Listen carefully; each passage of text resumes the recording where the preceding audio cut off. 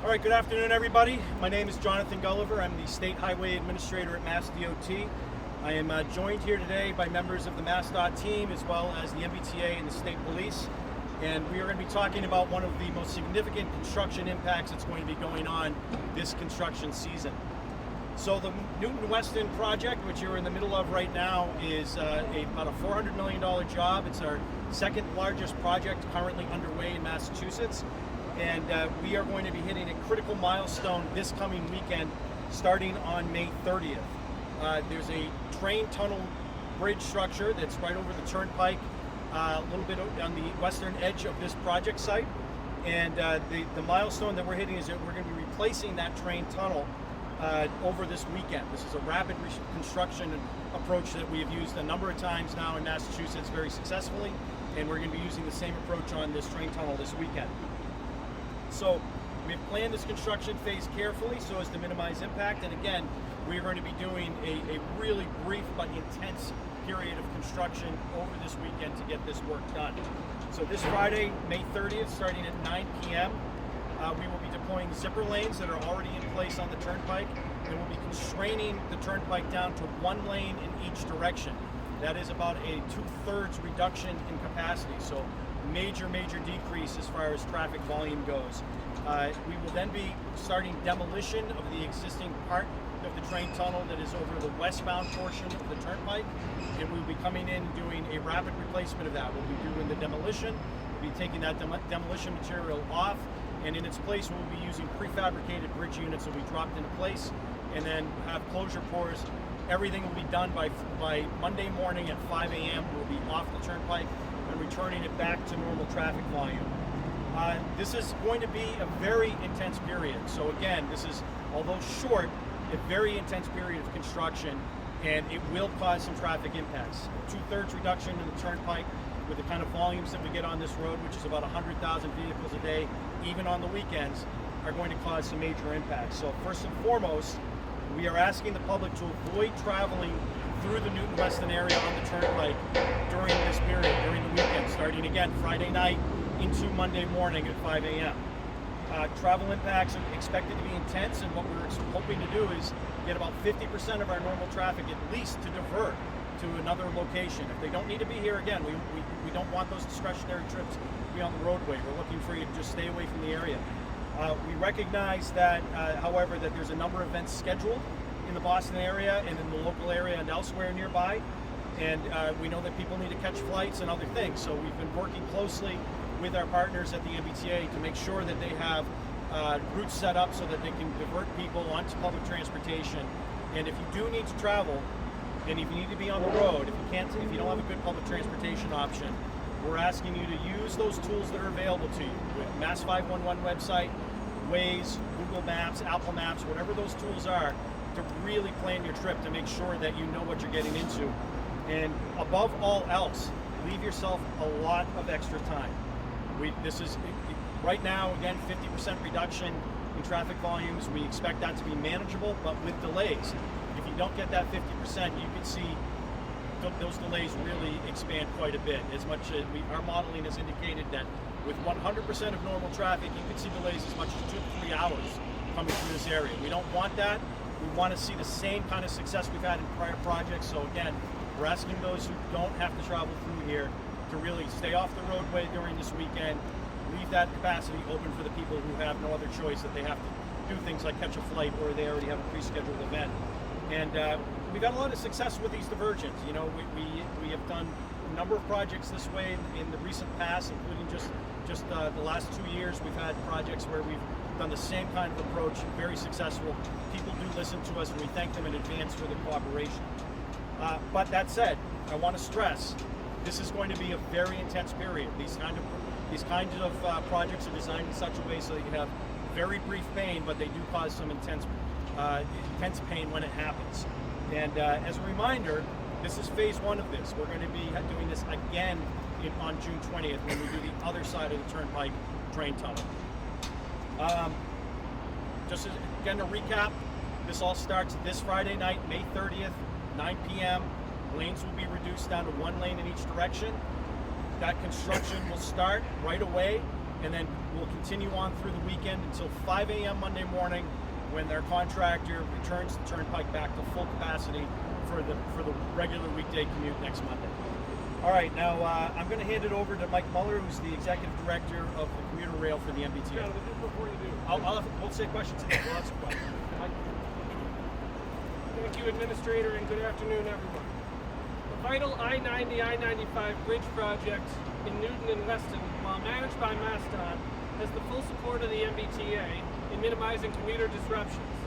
We recognize the impacts on our riders, especially those using the commuter rail and buses in the area. We will do our best to keep you informed about expected travel times for alternative routes, but please anticipate potential delays. While MassDOT manages the bridge project, the MBTA is a partner in mitigating its impact. Our priority is reliable and accessible transportation throughout this vital work. Our immediate priority is providing seamless alternatives and clear communication.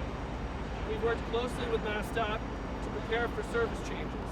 However, please be aware that even with our best efforts, including bus shuttles and detours, commute times in the affected areas will likely be longer. So we ask for your patience and that you plan ahead for slower commute times. For commuter rail riders on the Framingham-Worcester line, we're finalizing two key shuttle routes, Framingham to Riverside and West Newton to Kenmore. These will be reliable alternatives during service adjustments. Keep in mind that bus travel and potential traffic on detour routes will likely increase your travel time compared to the train. We're committed to communicating all changes clearly and promptly through online schedules and station materials. We strongly advise riders to plan for extra travel time, especially on weekends. We're also expecting potential increased volume at nearby D-Branch Green Line stations. While we aim for smooth Green Line operations, increased demand may lead to slightly longer wait times. Our goal is to help you navigate these changes, understanding that alternative routes will likely add to your commute. Transit ambassadors and MBTA station staff will be available on-site to offer information and assistance during these service changes.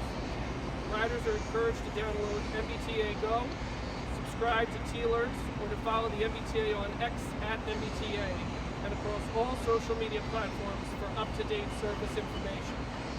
We also encourage riders to utilize the MBTA's trip planner tool available online. So just to recap, remember, if there's anything you take away from my comments, plan ahead for longer commutes, and thank you so much for your patience and for choosing to ride the team. We'll continue to coordinate with MassDOT and provide updates. Thank you. I'll now hand it over to Massachusetts State Police Colonel Noble.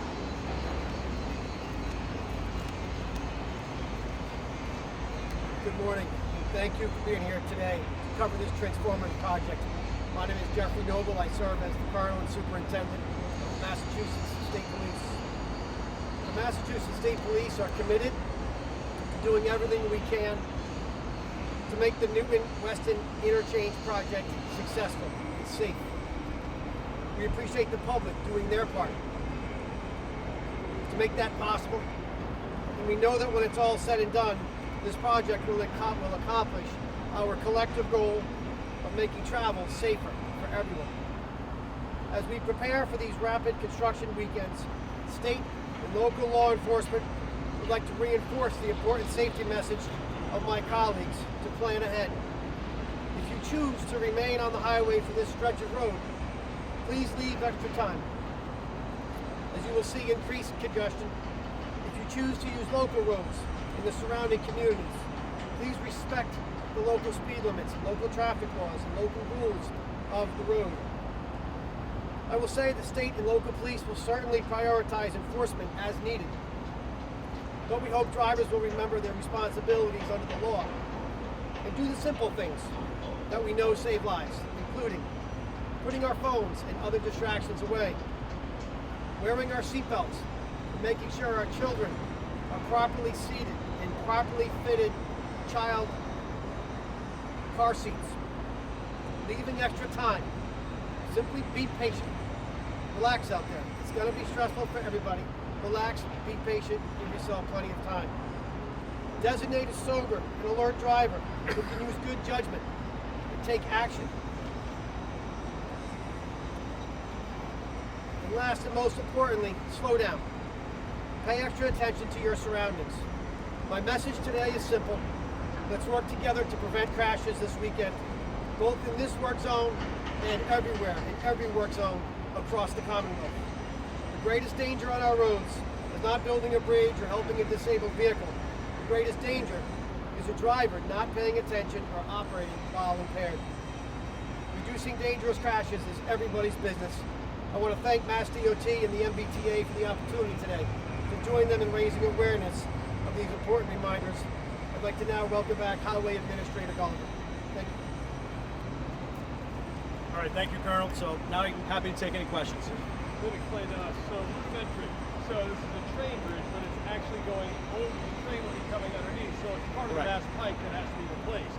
Correct. And this is the westbound side that's going to be replaced. Both lanes in either direction will be traveling eastbound for the weekend. Right, so we basically, the way this works is, last time we did this on the Turnpike was a couple of years ago for the Accelerate projects, which are out towards the Northborough, Worcester area in that direction. And it's the same type of ideas. We superflow the traffic all into one side of the Turnpike.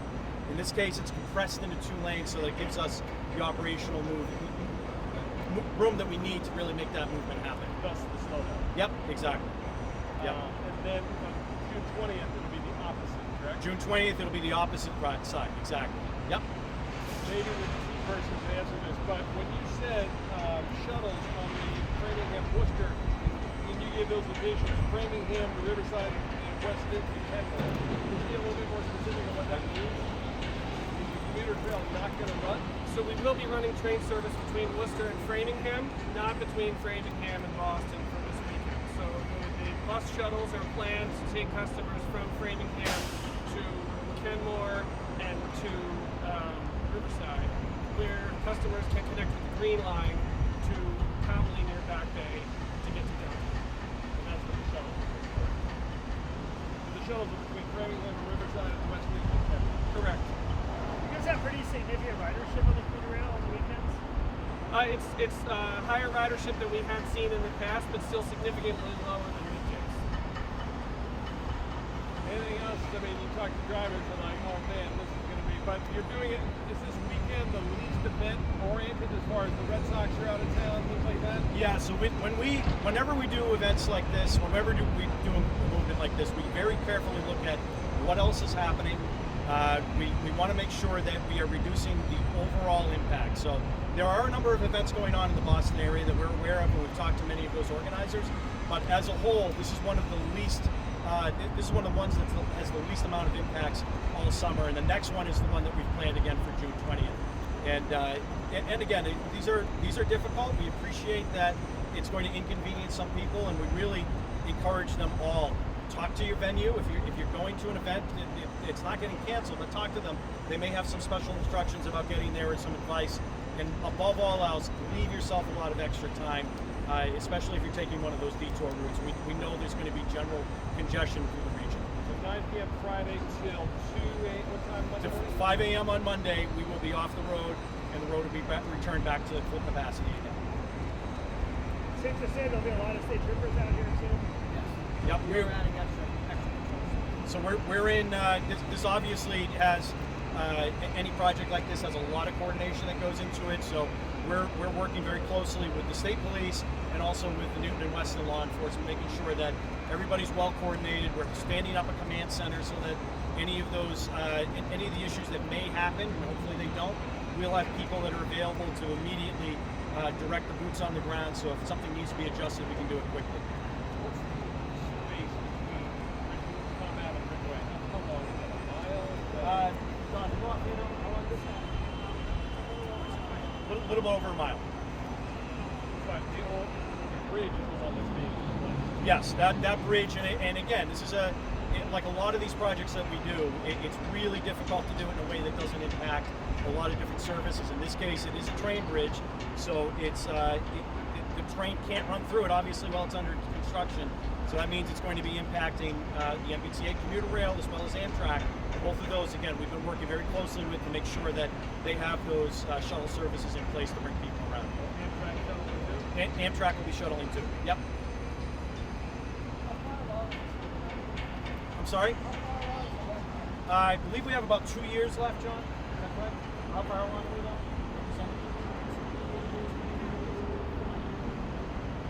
Okay, so we have 2.5 years. It's roughly a 4-year project, and you can see some of the stuff that's going on right now. This whole interchange is one of the older ones on the turnpike. Has needed replacement. We're building a lot of stuff adjacent to the existing structures as a way to make sure that we're not causing direct impacts, but there is those periods where we have to do that final cut in, or where there's a facility like this train tunnel that is going to remain in place and needs to be demolished and fixed in place. And those are the ones. A lot of coordination has been going in to make sure that it's the least amount of disruption possible. Nothing here on 128. No, not for this phase. No. Does anybody have the Amtrak shuttle system? Are they not working today? We can get you that information. Yeah, we'll get you that. And again, there's a big project website set up for this with a lot of this information on it already, and we encourage regular people who need to be on the road, really do your research ahead of time, make sure you plan ahead and have all the information you need.